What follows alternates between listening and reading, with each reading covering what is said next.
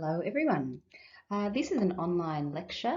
It's the fifth in the lecture series, and the aim of this is really just to give you an overview of the main components of Assessment 2. Assessment 2 focuses on early ideas. It's worth 20% and it's due in week 4. So just to place Assessment 2 in the context of all of the assessments for the course, it's the second assessment.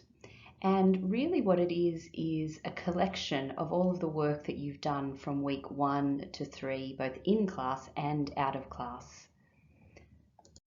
It says we do not expect a highly resolved or polished end product. What we do expect is that you've really rigorously explored and experimented with research and making in response to the design brief.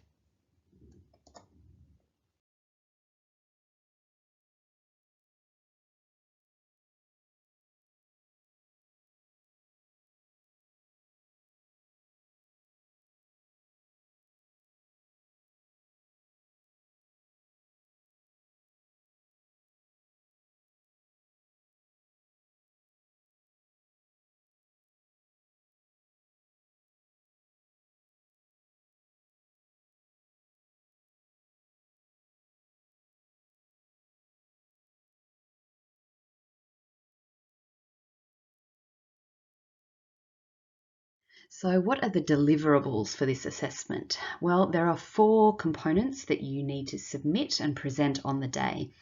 The first is your drawing and model studies that you have completed both in class and at home over weeks 1 to 3. The second is a site plan, and what we'd like you to do is to craft this site plan so that it's not simply an A3 printout. It's a mounted element. And it could be on card, it could be on timber, etched, for example, it could be etched into Perspex, it could be slightly built up with card as the image shows. And you're able to plug your 1 to 100 models into this site plan to show them in context. The third component is a design statement that describes the research that you've done and the design ideas that have evolved from this. And the final component is a process portfolio that compiles some of the background work in terms of research and making that you've been doing again to evolve your design ideas. As always, alongside listening to these online lectures, it's really important that you read the assessment description within the course outline. There is an FAQ, or frequently asked questions column, that sits alongside the assessment description, and hopefully this will answer a lot of the queries that you may have. So what will this all look like on the day?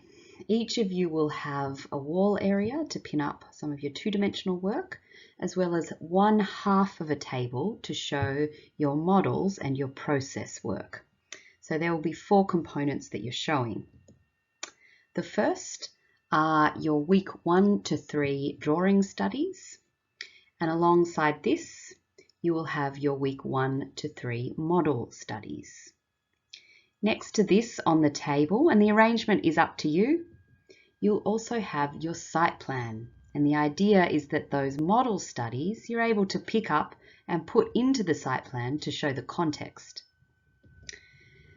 The final parts are the design statement and the process work. So your process portfolio you will have as a book or a stacked collection, and I'd like you to put the design statement on the top of that. To provide a little bit more detail on each of these components, let's go through them one by one. So your week 1 to 3 drawing studies will be at 1 to 100 and they will be pinned up on the wall. You are not required to digitize these in any way, so they don't need to be drawn on Photoshop or AutoCAD or Revit. You may be refining the work that you did in class, but you also may be pinning up the exact A3 drawing that you did in class if you're happy with it. Your week 1 to 3 model studies should also be 1 to 100, and they should be put onto one plinth or a series of small plinths. Again, we're not expecting you to be redoing these. You may be making some small adjustments, gluing some small pieces together, but generally you should be using the models that you have created in class or at home if the exercise was at home. The third component, the site plan, should be at 1 to 100 so that you can insert your 1 to 100 models into it to show context. The site plan will be a new element that you haven't actually done in class, and we're expecting that this will be mounted in some way. So it could be mounted onto card and built up using card.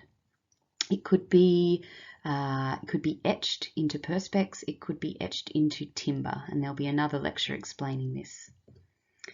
Your design statement and process work should be compiled as a stack or a book with the design statement as the cover page. So this means that you kind of need to prepare for how much space you're going to have. So I'd really recommend measuring the studio tables so that you can plan your layout so that when you arrive in class, you're kind of ready to go and you know how you're composing the space that you've got. On the day, what we're going to do with the verbal presentations is divide each tutorial group up into 8 students. So there will be 8 students presenting their work to their peers and to their tutor, and the other 8 students will be presenting to one another. Once each of these have finished, the 2 groups will swap. When presenting in your groups, and this could be to your tutor or to your peers, what we'd like you to plan is to have 3 minutes to present your work, and you will then have 5 minutes of feedback from both your tutor and your peers. So when thinking about what you are going to say, think about the key elements that you need to talk about within those 3 minutes of time that you have available. What we would like you to imagine is that you are presenting to your clients and end users, Ushio and Noriko. Imagine that this is the first time that you're presenting your ideas to them, and it's really informal. You're in their lounge room, you've got your work pinned up on one of their walls, you've got some of it laid out on their dining table, and you're having a cup of tea together. They really want to know from you, what are the most important parts of this project? What are the really key elements of the site, of micro-dwelling, and of them that you think you should be responding to as a designer? And what are some of the key ideas that have emerged from that? Think about trying to be very convincing in the way that you present your ideas. So, what do you say then? Well, we can start to break this down into 3 parts, and you'll see this in the course outline, as a way to frame your 3 minutes. Again, imagining that you're presenting to Ushio and Noriko. So you might start with your research and analysis. So I found these elements really significant or really interesting or really worth investigating.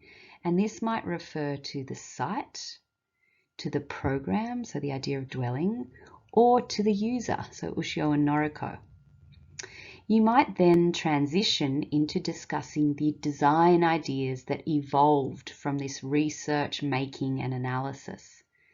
So this is how I have spatially explored or experimented or responded to these ideas about site or dwelling or micro-dwelling or Ushio and Noriko. How you can end is then with a bit of a reflection. So I think this was maybe not so successful, and I think this was particularly successful or particularly rich or interesting. So moving forward, what I would like to focus on is this. And this will kind of lead the way for, if you imagine presenting to Ushio and Noriko, your next presentation to them, and within the course, your next assessment, which is where you'll be narrowing down onto one idea and developing this. When you're presenting in your groups, we're going to take a slightly different approach. So we're going to imagine that Ushio and Noriko have given you a fortune cookie, and they've said to you, all right, read your fortune and tell me about your research, design ideas, and next steps for moving forward in light of your fortune. And we'll talk a little bit more about this on the day. How do you respond to feedback? I know from being a student myself that feedback sometimes can be really hard to take, and it can feel very personal when you've put a lot of time into the assessment. I would just try to remind you that feedback and criticism it's not a personal attack. Feedback's there to help you to learn and to progress through the course and to improve for the next assessment. So when you're given feedback, it's definitely fine to repeat what the tutor has said just to make sure that you're clear. We're totally open to you asking questions if anything does not make sense, and also to you challenging us. If you don't agree with something, we kind of definitely support discourse in discussing your ideas and your opinions. It's really important to when you're reading the assessment outline to understand what you're being assessed on. And I will upload to Moodle the assessment criteria and the feedback sheet so that you're really clear on that before you prepare your assessment task. So for this task, what we are marking you on are a range of elements. And if you can see in this slide, the larger the text, so if you can see here, this is the largest text, the heavier the weighting, so the more important that element for this assessment task. So the first thing we'll be marking you on is engagement. The second is inquiry process, and you can see that this is the largest, so this is the most important part of the assessment task. The second is design ideas, otherwise known as concepts. You can see that this is also quite big. The third is form making, equal in size to design ideas. So this is how you've kind of generated spaces in both section and model. The third is visual communication, also quite large. The fourth is your verbal presentation. And the fifth is creative risk.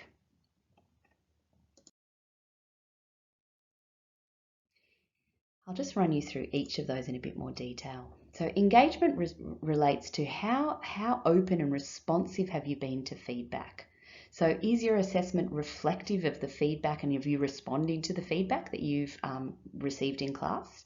Have you been engaged in group discussion for your own work and for your peers' work? Inquiry process. So this is really about how you've investigated, researched and analysed. So are your proposals informed by iterative, rigorous, experimental and insightful research and making? And has this research and making been in response to the brief? Design ideas. So how have you translated that research into conceptual proposals? And are those proposals clear? Are they insightful? And are they responsive to the brief? How then have you translated that design idea into a spatial proposal? So are my ideas translated using physical form with clear intention? Are they responsive to the brief? And are they sophisticated spatial decisions? Visual communication. So is my visual presentation, is it clear? Is it accurate? Are the drawings fairly accurate? And are they using architectural conventions? Is my visual presentation evocative? So do I want to look at it? Do you kind of sell the scheme? Or is it fairly dry? Verbal presentation. So am I clear and engaging? Do I sell my scheme in the way that I talk about it, in the body language that I use? And then finally, creative risk.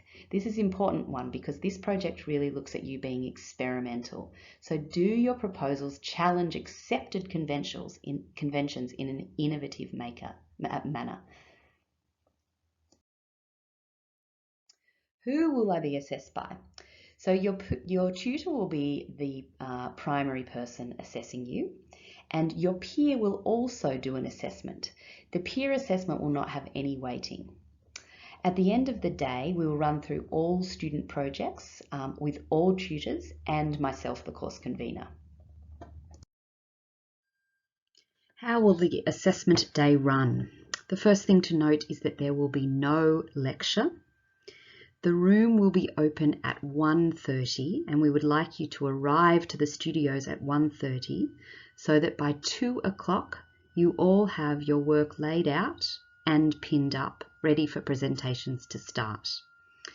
I'll give a quick opening at 2 o'clock so that we can start presentations at 2:15 and those will run until 4:45.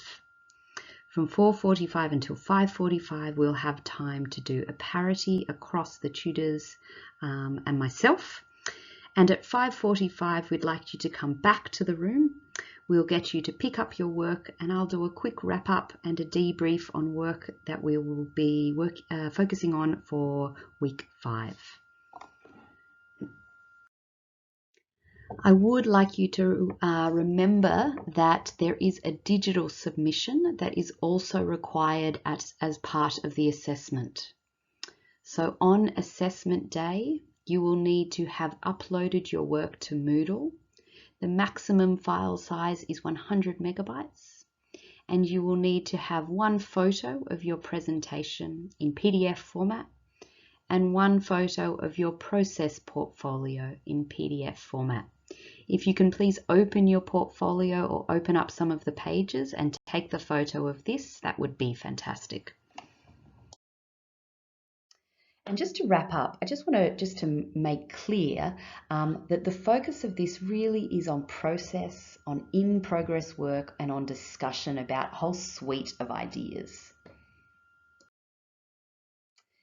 The other focus is on sharing your ideas. So I really encourage you to have a look at the work of your peers in your tutorial groups and also just have a walk around the room, see what other people are doing. I find it's a great way to kind of reflect on your own work, to look at the work of others. And finally, just enjoy the process. I know that assessment tasks can be daunting. What I did as a student was work together with my peers, ask questions, support on feedback, kind of getting an ear to go, oh, is this working? Is this clear? What do you think about this idea? It's kind of nice and more enjoyable in many ways to work together. So again, I just suggest that you listen to this lecture in conjunction with the detailed lectures on each component of the assessment. Thank you.